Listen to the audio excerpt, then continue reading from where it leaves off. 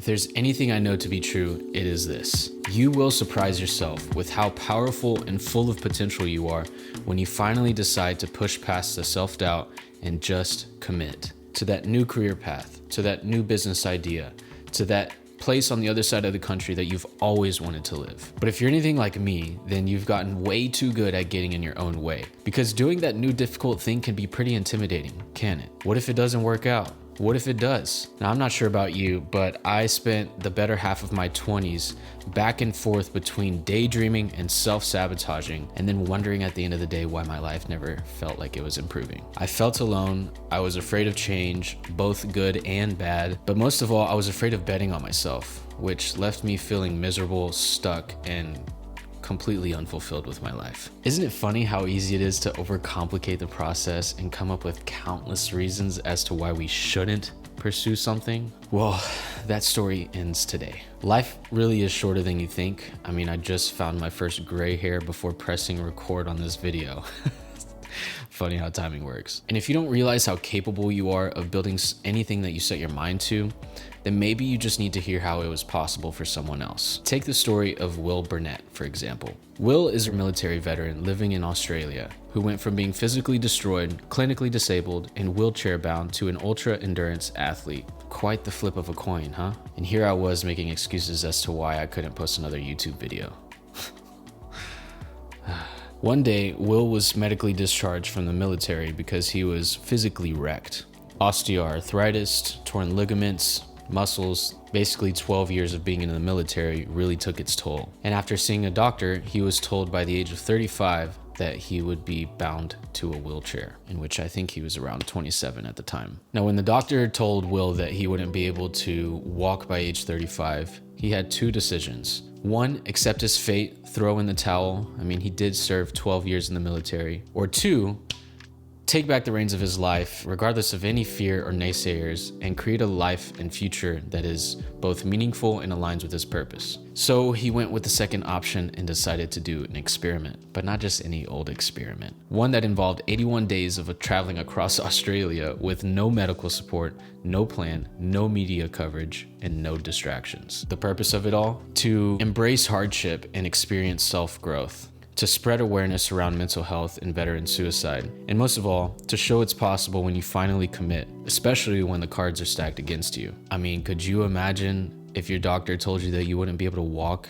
in your mid-30s? And what's crazy about this whole thing is that Will ended up doing this run at the age of 35, which is the exact year that his doctor said he'd be bound to a wheelchair. That's powerful, man. I don't want you to go any farther down that rabbit hole of drowning in the self-doubt like I did. I want you to bring that dream to life, to see what's possible for yourself. And if it's possible for Will, then why isn't it possible for you? Now, those who've been around may realize by the end of this video that this one's a little different from the rest. Why? Because today we have a special guest. For the rest of this video, we'll be sitting down with a good friend of mine named Phil Graff, who is the one person responsible for piecing all of these dots together. Phil is a filmmaker who also lives in Australia. And if it weren't for Phil, chances are I would have never heard Will's story. That's because Phil brought Will's story to life through a feature film documentary where we get an inside look of Will's 81-day journey running across Australia by foot.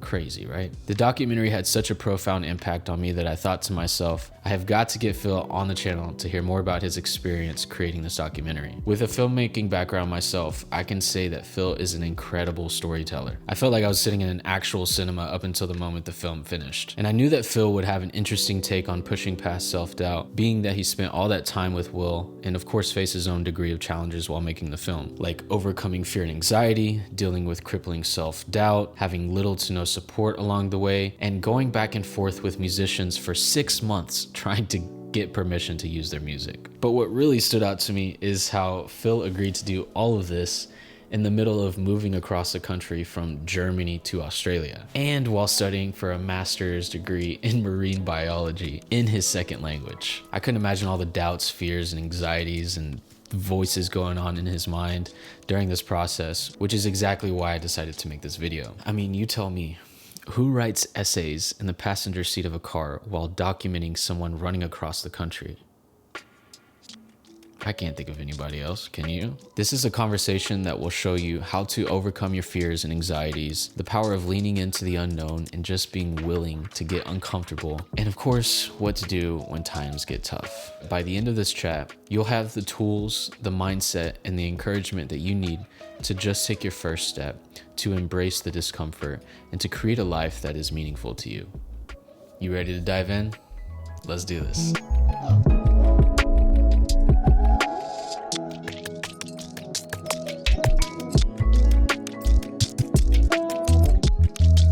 Phil, it's good to see you, man. How are you? Good to see you too. I'm good. How are you? I'm super excited. I'm really excited, man. I'm excited because we've been talking about doing this for a while, and I'm eager to just unpack more of the story. But to start off with, I want to ask you, if I were one of your long lost friends back home in Germany who was struggling with mental health issues, self-doubt, or, insecurities, limiting beliefs, why would you suggest them to watch this film, and what would you hope that they'd get out of watching it?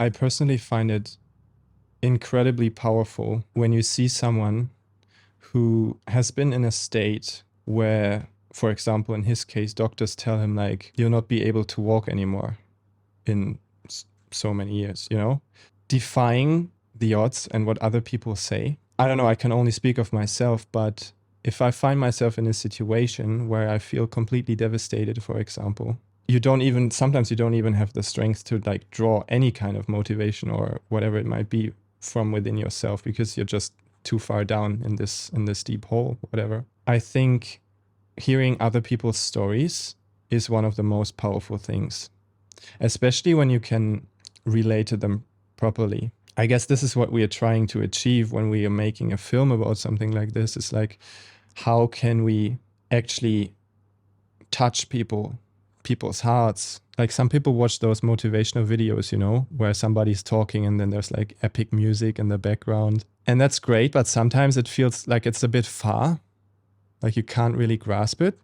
I think when you hear a story like this from this guy, and everything that like happened before and everything that he's envisioning for the future, like, you can relate more, I guess. He's got a little family, he's got kids, he's got a wife, and he's telling us about all this shit he's been through. It's more personal. Basically, he's just like anybody else of us, and that's what he tells me also. It's like, everything that I've done, I know you can do it too.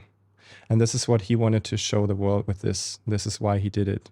And once again, back to, he's not a runner, but still he did this, So if one of my friends would be like, I can't do this, I can't do that because like I'm lost or there's no way back. Not only because of the story, but just in general, I would always say, like, why are you telling yourself this? It's not true if you don't want it to be true, And that's exactly the thing I'm working on as well. So personally speaking, what is something that you're telling yourself, maybe as a filmmaker, that you're working through and that Will has inspired you to confront? I'm always struggling a lot with self-worth, I would say, in regards to my work. I see so many things in other people, and I feel like I can really get to other people and like inspire them and touch them. But when it comes to myself, I'm often struggling with that. And that's one of the things that he always tries to tell me. And basically what I just said to you, it's like, why are you telling yourself those stories? It almost seems like you don't see yourself like other people see you. And that's the case. That's one of the reasons why I enjoyed working on this so much, is because from the beginning is always pushing me to go out of that comfort zone again and again, Do you know what inspired him to do this project?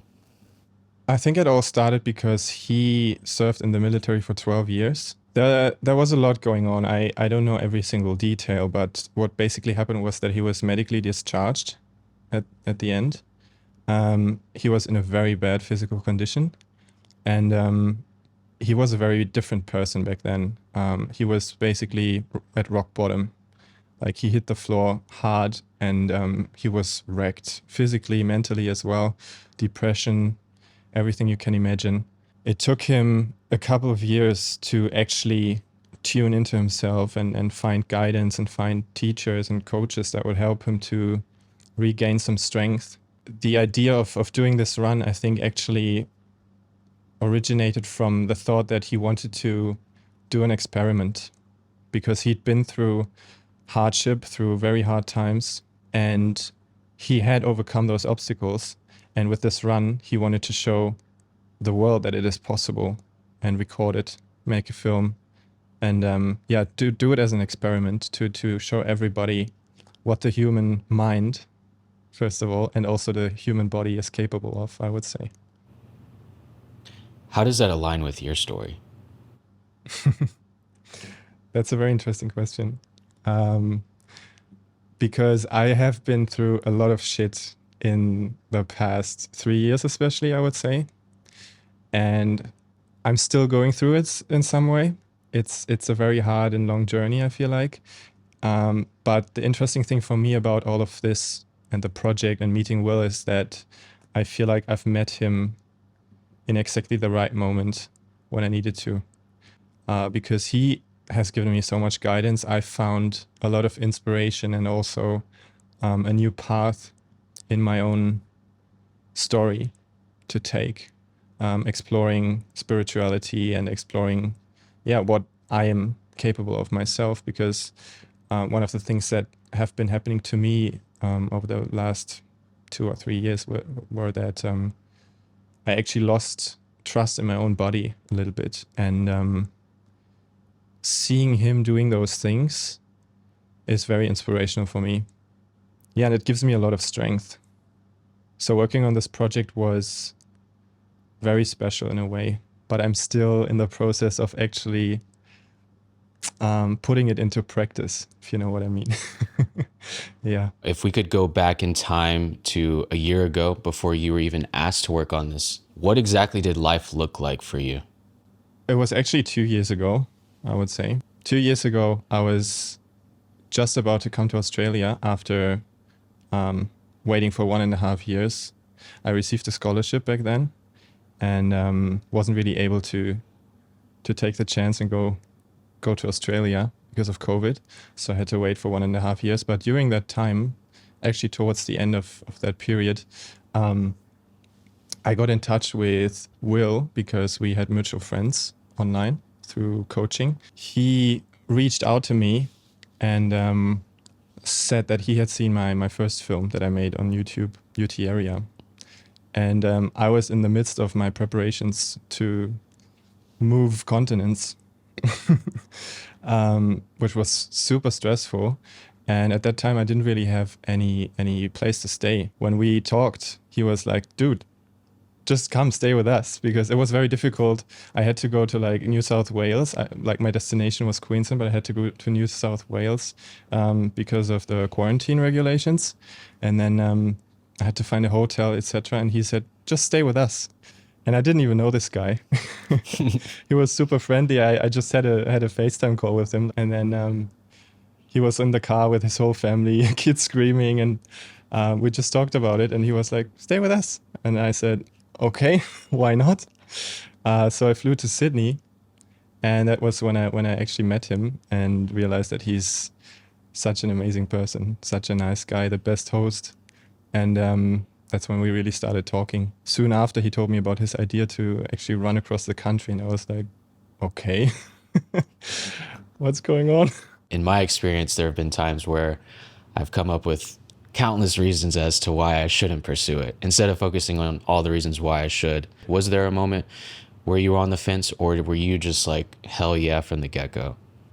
Well, I was actually on the fence for quite a long time. When he initially told me about his idea, I was like, well, this sounds amazing. This sounds cool. And I could already see myself doing it and accompanying him, being there. But at the same time, I was super doubtful. There were so many voices in my head, like, because I came here to study, and I hadn't even started studying at that point.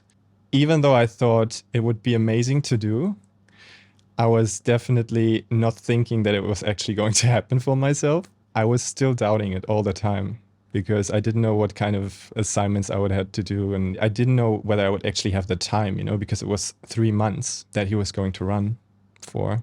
And I can imagine while you're studying marine biology, like that's a whole other side to it that you have to consider. How did you commit to yes, knowing that you already had a lot on your plate? I would say at least 50% of it was just jumping into the unknown. We had to plan the travel and everything. I had to go to Western Australia, obviously, because I'm on the East Coast. When I was actually there on the road, sometimes I was sitting down with my laptop and was writing texts and assignments in the car while we were waiting for him to come. It was quite funny. So I was actually studying in the middle of nowhere in like a desert or on a like 100-kilometer straight road. It was a big leap of faith, basically. I just committed and I just said, I will make this happen, and I will still be able to fulfill all the things that are expected from me for this. And yeah, I have experience doing filmmaking and working on projects, but I cannot imagine throwing in studying in the middle of all of it and juggling school. Goodness, bro. I think the most scary thing for me in the beginning was because I'm not a native English speaker. I had to learn so many more things, and I'd had studied science before, but studying science in a different language is like a whole nother level. And I think after the first half year, it actually made sense to me, but the beginning was so hard, dude. Such a struggle. I was actually thinking about quitting, but I think getting this project done while studying actually gave me the strength to continue as well. I can't remember if you already mentioned in the beginning of the conversation, but where are you originally from? I'm from Berlin, Germany. There's no ocean, there are no mountains, so I always felt the urge to like go somewhere else because I'm an outdoorsy person. Love nature. That actually reminds me of your first film. I'm going to do my best to pronounce it right. UT area? Nice. Nice. So, whenever I first watched that film, which was actually very recently, I noticed it had a big impact on me, just reminding me of the power of mindfulness. And I see bits and pieces of that also in this project with the Unbreakable Will. Can you tell me what mindfulness means to you and how it's affected your life? Mindfulness, especially nowadays, first thing I think about is tuning into yourself. I think nowadays most people are always surrounded by some kind of stimulus.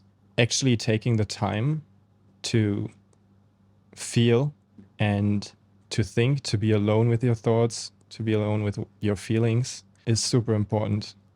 I bet you will sign this off. I've been watching your videos, dude.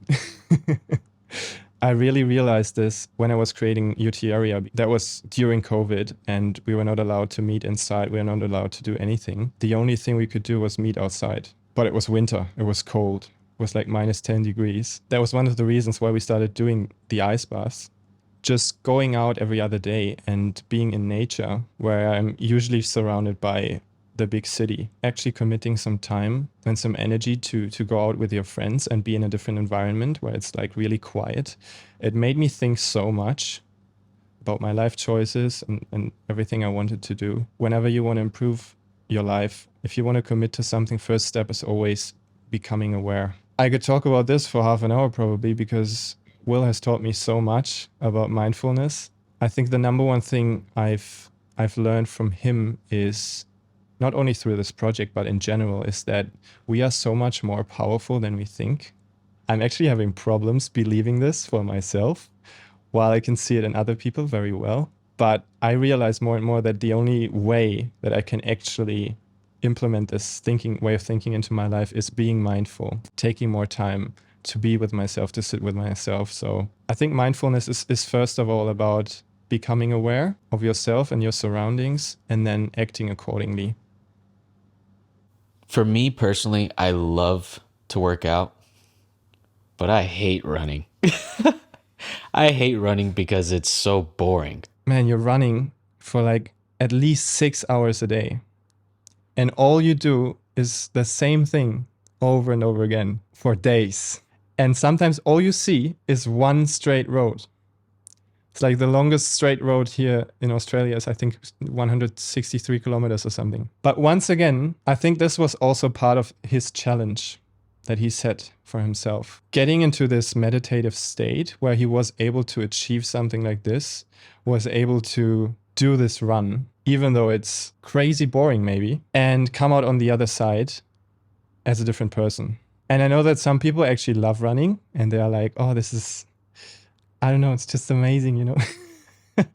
But I definitely see it in a different light now, and also see it as, it's a very spiritual thing, I would say. I also see it as like a way of moving forwards, not only physical, but also mentally. Because that's what I saw Will doing, was like, he was not only moving with his physical body, he was even more, I would say, moving up here, you know? And I think that's also one of the reasons why so many people actually enjoy running, is because they feel like they are actually moving somewhere. They're moving forwards in their life, you know? I feel like it's so applicable to not just like physically running, anything in life. You know, I think it's important to come up with a routine so that you are less in your head and just more in the flow of running on the straight road forever, knowing that you're going to wake up tomorrow at this time, so that you're not constantly just sitting in the corner thinking about all of the things that are boring, that you need to do, that you need to get done.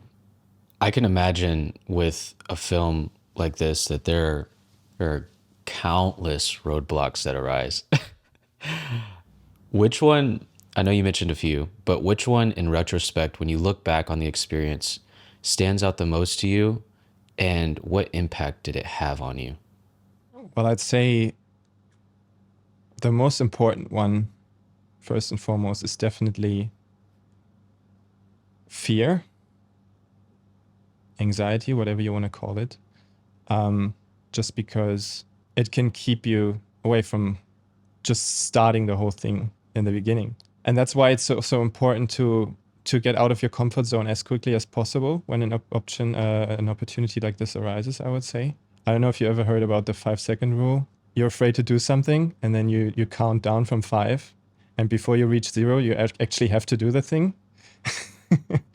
Might not work for everybody, but that's the way I think sometimes. Just really taking this first step and jumping into the unknown, into this fear, into the anxiety, offered me the opportunity to actually grow from it. I think this is very important to think about when you experience anxiety or fear of like actually starting something, or you want to actually postpone it all the time. Don't think about how it could go wrong or what you're feeling right now. Try to really focus on the end result, like where could it lead to, you know? Focus on what the outcome could look like. And that's what I did, and that's how I overcame this roadblock, overcame this obstacle. And then there are countless others. I mean, self-doubt is definitely also one of them. Even if you overcome the initial fear and say yes to something, and you're like, oh, I can do this, there will definitely be times when self-doubt creeps in, cripples you. It feels like a Mount Everest sometimes. You don't really feel like you've got the necessary experience to climb this mountain. You don't know if you have the right equipment. You don't know how the weather's going to be, you know? So it's just super frightening if you stand down there at the bottom and you look up to the pinnacle. It's like, fuck. As soon as you actually take action, take the steps bit by bit, tiny pieces, which is like for this project, it was just like keeping in touch with Will, asking how the track's going to look like. I don't know, looking for music, you know, because music's always inspiring me, starting to contact people, starting to get in touch with people who could probably sponsor or whatever, making a plan for like how my study was going to align with this trip, etc. All those tiny things, I feel like they slowly burn away this doubt, and that's very important. When it feels like all the cards are stacked against you in those moments of self-doubt, and you're locked away in your apartment alone, what are you telling yourself? I remember when I wasn't getting any responses from people in regards to the music, for example. I could feel the self-doubt. I could feel the doubt of like, oh, we will not be able to use this. This is not going to be the same thing I was envisioning. But instead of thinking about it too much, I was already starting to like find solutions. Oh my God, I even tried to, I'm a bit creepy sometimes, like because I couldn't I wasn't able to contact the artist himself. I was trying to get to him like in another way. I even reached out to other people that I saw in his stories, and tried to contact them and be like, "Hey, I saw you were with this guy, blah blah blah. Would you be able to establish like a connection?" And I'm trying to put it in a way where it doesn't seem creepy. But it works sometimes, you know? Yeah, so I really get out of my comfort zone in those moments, but it doesn't really feel like I'm thinking about it too much. I'm just doing it because I want to get to the end result. So, with that being said, if you could go back to either the moment you moved to Australia when you were feeling all the discomfort of wanting to go back home, of missing family and friends, being in a new environment and not knowing what's next, or the moment whenever you were dealing with a lot of self doubt about whether to pursue the project, if you could go back and have a conversation with your younger self, what would you tell yourself? First thing I would say is take all the opportunities you get, because even before I came to Australia, I was in so much doubt and I was in so much fear. Moving to another continent was one of the bravest things I've ever done for myself. Everything that happened after, I know that I'm exactly where I need to be, you know? And it's all on the other side of fear.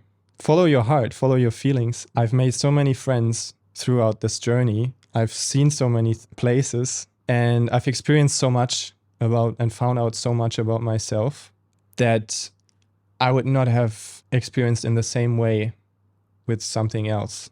So I would definitely always say, take every chance you get if it feels right. Like if you're aligned with it in that moment, something's telling you, this is your chance.